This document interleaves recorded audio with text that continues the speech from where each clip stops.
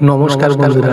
এখন আমাদের এই বিদ্যাধরী নদী কচুখালীর যে জেটি ঘাটটা আছে আমার বাড়ির পাশে, এখানে এক বৌদি কাঁকড়া ধরবে বলে যাই হোক লজ্জাইতে পালিয়ে যাচ্ছে। এখন এই যে বিদ্যাধরী নদীতে এখন ফুল জোয়ার, আর অলরেডি মাছ বা কাঁকড়া ধরার জন্য অনেকে পোলট্রির মাংসের টুকরো হোক বা যে কোনো প্রাণীজ মাংসের টুকরো বেঁধে দড়ি দিয়ে নদীতে ফেললে মোটামুটি বেশ বড় বড় কাঁকড়া ধরা যায়।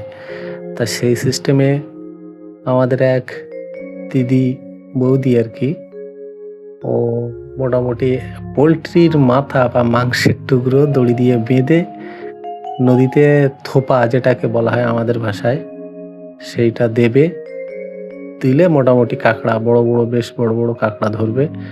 আর সেই কাঁকড়াটাকে ধরতে গেলে নেট একটা জালতি করে রাখতে হয়, তলায় দিয়ে তুলে নিতে হয়।